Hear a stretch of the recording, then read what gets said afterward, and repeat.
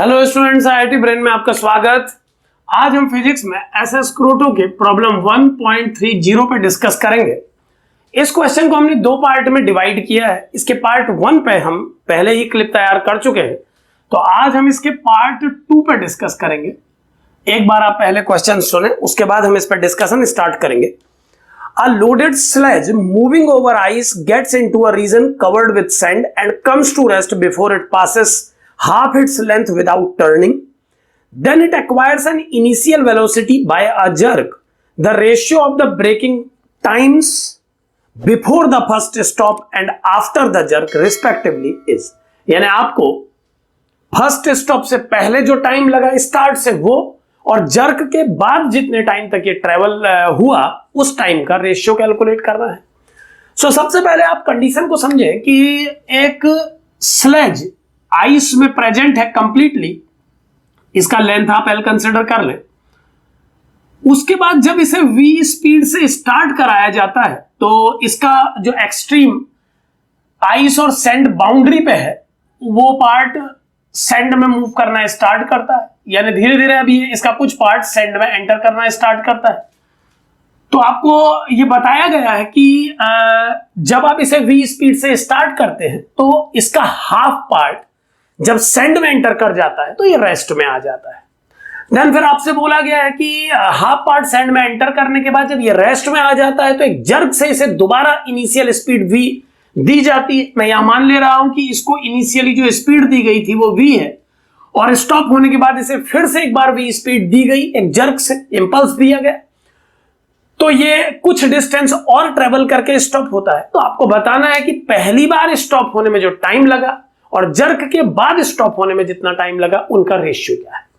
सो इस क्वेश्चन को हम एसएचएम के करस्पॉन्डिंग मान के सॉल्व करेंगे और आज हम इस क्वेश्चन में ये सीखेंगे कि कैसे सर्कुलर मोशन के प्रोजेक्शन के रूप में एसएचएम को समझा जाता है और कैसे टाइम कैलकुलेट किया जाता है इसे सर्कुलर मोशन के प्रोजेक्शन के रूप में यूज करके।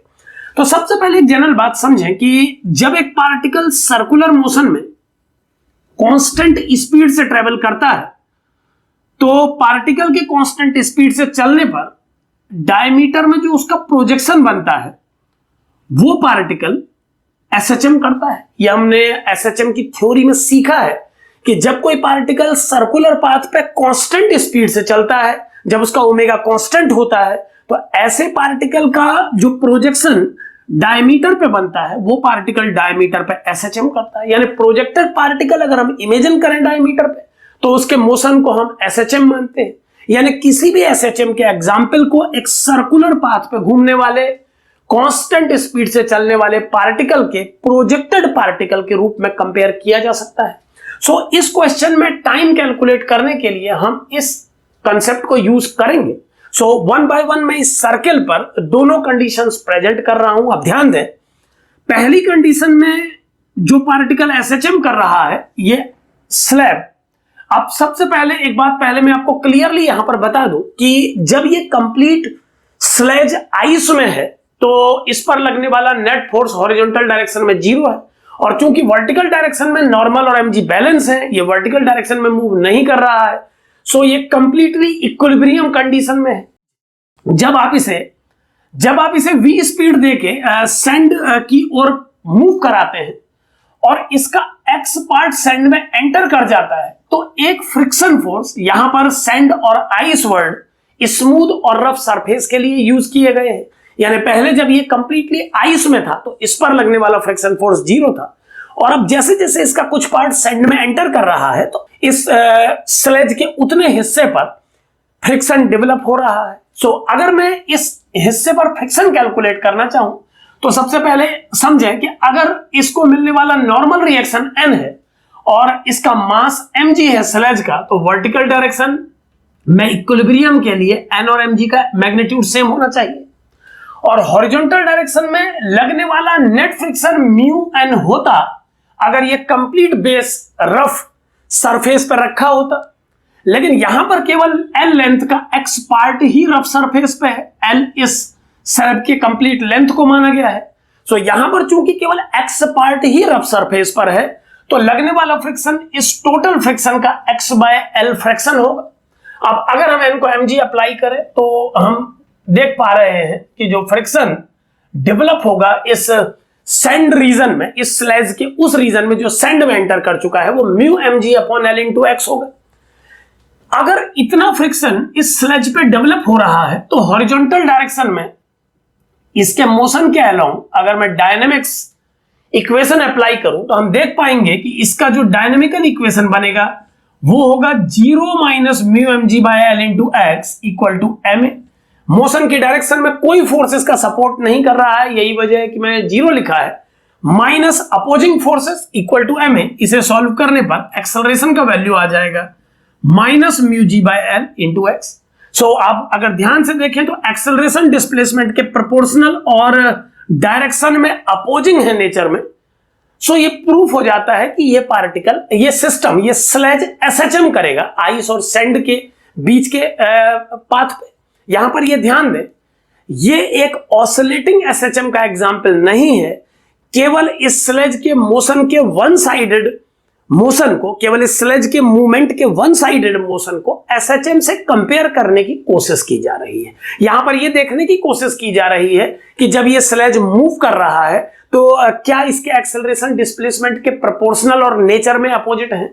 तो चूंकि ये उस बिहेवियर को सेटिस्फाई कर रहा है तो इसके जितना भी ये मोशन कर रहा है उस मोशन के लिए इसे एसएचएम से कंपेयर करके आउटकम निकालने की हम कोशिश कर रहे हैं।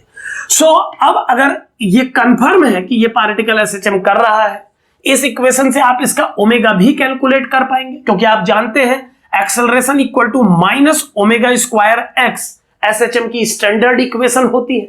सो ओमेगा को भी कैलकुलेट किया जा सकता है। अब पहली कंडीशन में जब आपने इसे v स्पीड से स्टार्ट किया तो l/2 लेंथ सेकेंड मीडियम में एंटर करने पर इसकी स्पीड 0 हो गई। सो अगर उस पार्ट को, एसएचएम के उस हिस्से को आप इस सर्किल में प्रोजेक्ट करते हैं तो आप कुछ ऐसे समझ सकते हैं कि जब ये अपनी मीन से आगे बढ़ा तो इसकी स्पीड v थी और एक्सट्रीम पे पहुंच के इसकी स्पीड 0 हो, और इस पाथ का ये जो लेंथ है इसे हम l/2 मान सकते हैं, क्योंकि जब ये कंप्लीट आइस सिस्टम में था तो ये इक्विलिब्रियम में था, इस पे नेट फोर्स 0 था। लेकिन जैसे ही इसने बढ़ना शुरू किया तो इसके डिस्प्लेसमेंट के प्रोपोर्शनली फ्रिक्शन ने एक्ट होना स्टार्ट किया, तो इसके मोशन को हम एसएचएम से कंपेयर करके समझ रहे हैं। सो v स्पीड से इसने स्टार्ट किया और l/2 लेंथ ट्रेवल करने के बाद ये रेस्ट में आ गया, तो हम इसे मीन और एक्सट्रीम के करस्पॉन्डिंग मान रहे हैं और l/2 को इस पाथ के लिए एम्पलीट्यूड कंसिडर किया जा रहा है। ऐसे में अगर मैं ओमेगा इसकी एंगुलर वेलोसिटी को मानूं, ओमेगा डिफाइन करूं, तो v को मैं l/2 ओमेगा कह पाऊंगा। यहां पर आप जानते हैं मैं जिस फॉर्मूले को यूज कर रहा हूं वेलोसिटी के लिए, वो फॉर्मूला स्टैंडर्ड फॉर्म में v equal to omega under root amplitude square minus displacement square है। और चूंकि मीन पोजीशन पर वेलोसिटी v है और मीन पोजीशन के लिए डिस्प्लेसमेंट 0 होता है, तो आप समझ सकते हैं कि v को डायरेक्ट एम्पलीट्यूड इनटू ओमेगा लिखा जा सकता है। सो इस तरीके से v और ओमेगा में एक रिलेशन हमें मिलता है। दूसरी कंडीशन में जब ये पार्टिकल l/2 सेंड मीडियम में एंटर करने के बाद जर्क से चलाया जाता है, एक बार दोबारा इसकी स्पीड v हो जाती है, तो वहां से आप ये ना समझें कि उसके बाद उस पार्ट को एक एसएचएम के इक्विलिब्रियम से दोबारा स्टार्ट करने जैसा ना समझें। कई बार स्टूडेंट दोनों कंडीशंस को एसएचएम से कंपेयर तो कर लेता है, बट उसका कंपैरिजन कुछ इस तरीके का होता है कि पहले वो एक पोजीशन को मीन मान के रेस्ट आने तक एक्सट्रीम समझ के एम्पलीट्यूड निकालता है, फिर दोबारा v स्पीड देने पर वहां पर मीन मान के रुकने तक एम्पलीट्यूड रुकने तक की पोजीशन के लिए दोबारा एम्पलीट्यूड निकालने की कोशिश करता है। तो ये गलत होगा। क्यों? क्योंकि इक्विलिब्रियम आप केवल उस पोजीशन को मानेंगे इस पूरे मोशन के लिए जिसमें फोर्स 0 है। और यकीन माने कि जब आप l/2 सेंड मीडियम में शिफ्ट हो चुके थे, जब आपका स्लेज l/2 सेंड मीडियम में शिफ्ट हो चुका था, तो उस कंडीशन में उस पर नेट फोर्स 0 नहीं था। सो इक्विलिब्रियम दूसरी सिचुएशन में भी उसी को मानना होगा जब ये कंप्लीट आइस में था। माइंड मेकअप करने के लिए आप कुछ ऐसे समझें कि जब ये कंप्लीट आइस में था तो सेकंड कंडीशन में आपने इसको एक ऐसी स्पीड v' से स्टार्ट किया जिससे चलने के कारण l/2 सेंड में शिफ्ट होने के बाद इसकी स्पीड v में कन्वर्ट हो गई, और उसके बाद ये कुछ देर और चला तब ये रेस्ट में आया। तो डेफिनेटली आप समझ पाएंगे कि दूसरी कंडीशन का एम्पलीट्यूड पहली कंडीशन से ज्यादा है, क्योंकि दूसरी कंडीशन में स्टार्टिंग स्पीड v डैश है। यहां पर ध्यान दें, ये पूरा क्वेश्चन माइंड मेकअप करके समझना पड़ेगा आपको। जब स्लेज को आपने रुकने के बाद v स्पीड से दोबारा स्टार्ट किया तो उस पोजीशन को आप मीन ना माने, वो मीन पोजीशन नहीं है, क्योंकि उस पोजीशन पर नेट फोर्स 0 नहीं है। मीन के लिए आपको दोबारा उस पॉइंट से ही सोचना पड़ेगा जब ये कंप्लीट आइस में था। तो आपको ये माइंड मेकअप करना पड़ेगा। एक बार मैं फिर बता रहा हूं कि जब इसकी स्पीड L/2 लेंथ के बाद v हो गई तो उस सिचुएशन में v स्पीड को मेंटेन करने के लिए आप माइंड मेकअप करें कि शुरुआत आपको कितने से करनी पड़ती। तो आप ये माने कि v डैश से आपने स्टार्ट किया और L/2 शिफ्टिंग के बाद इसकी स्पीड v हो गई। तो ऐसी कंडीशन में अब ये कुछ और आगे जाके रुकेगा, तो इसके एम्पलीट्यूड की वैल्यू L/2 से कुछ ज्यादा होगी। मान लेते हैं इस नई कंडीशन में इसका एम्पलीट्यूड a डैश है, तो उस नई सिचुएशन के लिए फिर मैं एक बार सर्कुलर मोशन प्रोजेक्शन टेक्निक लगाने के लिए एक डायग्राम ड्रॉ कर रहा हूं। इस पर ध्यान दें, यहां पर मैं इसे हटा रहा हूं। तो अगर मैं इसमें एक बार फिर से सर्कुलर मोशन वाला कंसेप्ट अप्लाई करूं तो समझें कि फिर से एक बार मीन उसी पोजीशन को माना जाएगा जब ये कंप्लीट आइस में है। लेकिन आप माइंड मेकअप करें, आप मान लें कि अब इसे हमने v डैश स्पीड से स्टार्ट किया है। v डैश स्पीड से आपने स्टार्ट किया है और L/2 लेंथ ट्रेवल करने के बाद इसकी स्पीड v हो गई है, आप ये मान लें। आप इस सवाल में ये ना समझें कि कोई जर्क दिया गया है, क्योंकि अगर बीच में जर्क दिया गया तो SHM से इसको कंपेयर करना मुश्किल होगा। आप ये मान लें कि शुरुआत ही ऐसी वेलोसिटी v डैश से की गई है कि L/2 लेंथ ट्रेवल करने के बाद इसकी स्पीड v हो गई है। सो इस केस में सर्कुलर मोशन में घूमने वाले करस्पॉन्डिंग पार्टिकल की एंगुलर वेलोसिटी ओमेगा ही होगी, क्योंकि हमने इसी फ्रिक्शन की हेल्प से सेकंड मोशन को भी गवर्न किया है। तो आप समझ सकते हैं कि ओमेगा का वैल्यू सेकंड सिचुएशन में भी उतना ही रहेगा जितना फर्स्ट में, क्योंकि ओमेगा निकालने के लिए आप इस स्टैंडर्ड इक्वेशन को, जो कि a बराबर माइनस म्यू जी अपॉन एल इंटू एक्स है, इसे स्टैंडर्ड इक्वेशन a बराबर माइनस ओमेगा स्क्वायर वाई से कंपेयर करेंगे। अब अगर इसने v डैश से स्टार्ट किया है तो L/2 लेंथ ट्रेवल करने के बाद यहां कहीं पर इसकी स्पीड v हो जाती है। तो अगर यहां पर इसकी स्पीड v हुई है, इसका मतलब इसका एक्सट्रीम कहीं और है, क्योंकि एक्सट्रीम तो आप उस पॉइंट को बोलेंगे जहां पर इस पार्टिकल की स्पीड 0 हो जाए। जैसे यहां पर v से शुरुआत करके 0 तक हमने डायरेक्ट एम्पलीट्यूड को L/2 बोला था, क्योंकि कंप्लीट आइस में था और वो इक्विलिब्रियम पोजीशन थी, और उसके बाद ये L/2 चल के रेस्ट में आया। इस दूसरी कंडीशन में अब ये L/2 एंटर कर चुका है, लेकिन इक्विलिब्रियम तो वही पुरानी पोजीशन है। तो वहां पर v डैश स्पीड को अपने माइंड में इमेजिन करते हुए आप ये कल्पना करें कि v डैश से स्टार्ट किया इसने और L/2 ट्रेवल करने के बाद इसकी स्पीड v हो गई, और चूंकि v अभी भी स्पीड है तो रुकने तक ये कुछ और चलेगा। तो इस नई कंडीशन में हम ये मान ले रहे हैं कि ये डिस्टेंस L/2 है और इसका जो एम्पलीट्यूड है अब इस कंडीशन में वो a डैश है, यानी इसके एम्पलीट्यूड को हम a डैश इमेजिन कर रहे हैं माइंड में। सो ये एम्पलीट्यूड a डैश है और ये लेंथ L/2 है, ध्यान देते रहे। अब अगर हमें ये कैलकुलेट करना है कि ये रिमेनिंग लेंथ कितना है, तो हमें फिर से एक बार इस फॉर्मूले को इस पॉइंट के लिए यूज करना होगा। आप देख पा रहे हैं कि ये पॉइंट मीन से L/2 डिस्टेंस पे है और इस पॉइंट पर वेलोसिटी v है, तो उस इक्वेशन को यूज करने पर v इक्वल टू बन जाएगा ओमेगा अंडर रूट नया amplitude a dash square minus displacement square, और चूंकि v का वैल्यू L/2 ओमेगा पहली इक्वेशन से आ चुका है, तो उसे यूज करने पर हमें मिलेगा L/2 omega equal to omega under root a dash square minus L/2 whole square. Omega और ओमेगा कैंसिल हो जाएंगे और ओपन करने पर ब्रैकेट अगर हम अंडर रूट को हटा दें तो ये बन जाएगा L square by 4 equal to a dash square minus L square by 4, यानी a डैश स्क्वायर का वैल्यू आ जाएगा L स्क्वायर बाय 2 और a डैश हो जाएगा L बाय रूट 2।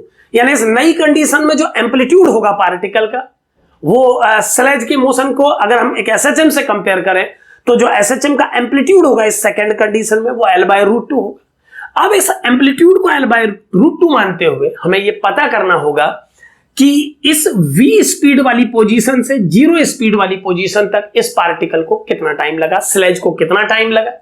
तो इस पॉइंट से एक परपेंडिकुलर ड्रॉ कर रहा हूं मैं इस सर्किल पे, और origin centre point of the circle को इस पॉइंट से ज्वाइन करा रहा हूं। बनने वाले ट्रायंगल का थीटा एंगल मुझे कैलकुलेट करना होगा। इस थीटा को कैलकुलेट करने के लिए मुझे इस साइड का लेंथ l/2 मालूम है, और ये लेंथ अभी हमने l/√2 कैलकुलेट किया है, जो कि इस सर्किल का रेडियस है। तो इस लेंथ को भी मैं l/√2 लिख सकता हूं।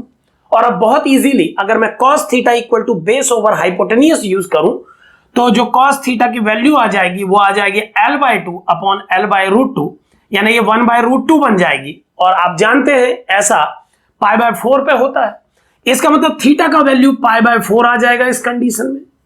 तो π/4 एंगल सर्कुलर पाथ पे पार्टिकल ट्रेवल कर रहा है जब हमारा SHM particle corresponding v speed से अपनी स्पीड 0 कर रहा है। यहां पर ध्यान दें, जब हम सर्कुलर मोशन के प्रोजेक्शन के रूप में एसएचएम को देखते हैं तो सबसे इंपॉर्टेंट टर्म यही होता है कि जो पार्टिकल सर्कुलर पाथ पे घूमता है उसकी स्पीड कांस्टेंट होती है, वो कांस्टेंट स्पीड से चलता है। यही वजह है कि सर्किल में सेंटर पर सबटेंड होने वाले एंगल के प्रोपोर्शनली ही हम टाइम को मान पाते हैं, क्योंकि हमें पता है इस सर्कुलर पाथ पे घूमने वाला पार्टिकल कांस्टेंट ओमेगा से चल रहा है, कांस्टेंट स्पीड से चल रहा है। तो सेंटर पे वो कितना एंगल सबटेंड कर रहा है उसी के प्रोपोर्शनली उसको टाइम भी लगता है। अब दोनों कंडीशंस आपके सामने है, आइए कंपेयर करें इन्हें। पहली कंडीशन में आपने v स्पीड से स्टार्ट किया था, यानी जब आपका स्लेज कंप्लीटली आइस में था, और स्टॉप तब हुआ जब आधा स्लेज सैंड में आ गया। तो इस पूरे कंप्लीट प्रोसेस में आपका एसएचएम पार्टिकल, जो कि इक्विवेलेंट पार्टिकल है, हम स्लेज के मोशन को एक एसएचएम करते पार्टिकल से कंपेयर कर रहे हैं, तो वो मोशन इस पॉइंट से इस पॉइंट तक का है एसएचएम, और डेफिनेटली इस पॉइंट से इस पॉइंट तक जब पार्टिकल एसएचएम करेगा तो करस्पॉन्डिंग सर्कुलर मोशन वाला पार्टिकल सेंटर पे 90 डिग्री एंगल बनाएगा, π/2 एंगल बनाएगा। सो अगर सेंटर पे π/2 एंगल बनाएगा तो अगर इसको कंप्लीट टाइम पीरियड t लगता है तो इतने हिस्से में जो टाइम लगेगा वो टाइम प्रोपोर्शनल मेथड से निकाला जा सकता है। तो यहां पर देखिए कितना टाइम लगा होगा इस जर्नी में, मैं यहां लिख रहा हूं टोटल टाइम t तब लगता जब ये टोटल 2π एंगल सेंटर पे सबटेंड करता, और अभी इसने केवल π/2 एंगल सबटेंड किया है, तो इतना टाइम इसे लगना चाहिए। यानी टोटल टाइम ऑफ रिवॉल्यूशन, अगर इसके टोटल ऑसिलेशन का टाइम t होता, अगर इस एसएचएम करने वाले करस्पॉन्डिंग पार्टिकल का टाइम t होता, तो यहां से यहां तक की जर्नी में इसे टाइम लगता t का 2π से डिवाइड करके π/2 से मल्टीप्लाई कीजिए, यानी कि टाइम लगता t/4। इसे आप सॉल्व कर सकते हैं, पाई से पाई कैंसिल, 2 2 जा 4। सो t/4 टाइम लगेगा इस पार्टिकल को मीन से एक्सट्रीम तक आने में। यानी अगर मैं स्लेज की लैंग्वेज में बोलूं तो स्लेज को कंप्लीट आइस से 50% सैंड में आने में इतना टाइम लगेगा। और दूसरी कंडीशन में जब आपने इसको आधा सैंड में आने के बाद एक जर्क देके दोबारा स्टार्ट किया, तो रुकने तक इसका जो मोशन है वो एसएचएम में कुछ ये वाला पार्ट है। अगर हम इस एसएचएम से इसको कंपेयर करें तो आप इस हिस्से की बात कर रहे हैं, v स्पीड से 0 वाले हिस्से की। तो जब आपका एसएचएम पार्टिकल करस्पॉन्डिंग, जो स्लेज का करस्पॉन्डिंग है, जब वो इस पॉइंट से इस पॉइंट तक ट्रेवल करेगा तो इसका करस्पॉन्डिंग पार्टिकल जो सर्कुलर पाथ पे घूमेगा वो यहां से यहां तक की जर्नी करेगा, और उसकी इस जर्नी के लिए सेंटर पे जो एंगल सबटेंड होगा वो अभी हमने π/4 कैलकुलेट किया। तो जो टाइम इसे लगेगा इस जर्नी को कंप्लीट करने में, यानी सर्कुलर पाथ के पार्टिकल को इस जर्नी में जो टाइम लगेगा, यानी एसएचएम के पार्टिकल को इस करस्पॉन्डिंग सर्कुलर पाथ के पैरेलल आने में, v से 0 तक आने में जो टाइम लगेगा, और यही चीज बताती है कि स्लेज को आधा सैंड में रहने के बाद स्टॉप हो जाने तक, जर्क मिलने के बाद सेकंड टाइम स्टॉप हो जाने तक जो टाइम लगेगा वो कैलकुलेट किया जा सकता है। यानी ये तीनों बातें करस्पॉन्डिंग है। हम स्लेज के मोशन को एक एसएचएम से कंपेयर कर रहे हैं और एसएचएम को सर्कुलर मोशन के प्रोजेक्शन के रूप में देख रहे हैं। सो इस जर्नी में सर्कुलर पार्टिकल को जो टाइम लगेगा उतना ही टाइम एसएचएम करने वाले पार्टिकल को यहां से यहां तक की जर्नी में लगेगा, और वही वो रिक्वायर्ड टाइम है जो जर्क के बाद स्लेज को लगेगा स्टॉप होने तक। तो वो टाइम होगा टोटल t का 2π से डिवाइड करके आप π/4 से मल्टीप्लाई कर दें। सो इसे सॉल्व करने पर ये t/8 आ जाएगा, आप देख सकते हैं। सो जो टाइम पहले केस में पार्टिकल को लगा v से 0 स्पीड तक आने में वो t/4 है, और जो टाइम पार्टिकल को लगा दूसरी कंडीशन में स्पीड को v से 0 करने तक वो t/8 है। और हमसे इन्हीं दोनों टाइम का रेशियो पूछा गया है, तो क्लियरली आप देखते ही समझ गए होंगे, बताने की जरूरत नहीं पड़नी चाहिए कि ये रेशियो 2:1 है। यानी कि पहली कंडीशन में स्टॉप होने तक का टाइम जितना है वो दूसरी कंडीशन में v स्पीड से रेस्ट में आने तक के टाइम का डबल है। सो इस तरीके से सर्कुलर मोशन के प्रोजेक्शन के रूप में कंपैरिजन बना के आप इस प्रॉब्लम को सॉल्व कर सकते हैं। इस प्रॉब्लम को काइनेमेटिकली भी सॉल्व किया जा सकता है। सो अपनी अगली क्लिप में हम काइनेमेटिक्स की मेथड से उन बच्चों के लिए इस प्रॉब्लम को दोबारा सॉल्व करेंगे जिन्होंने अभी स्टार्ट किया है पढ़ना और अभी एसएचएम स्टडी नहीं किया है। Thank you.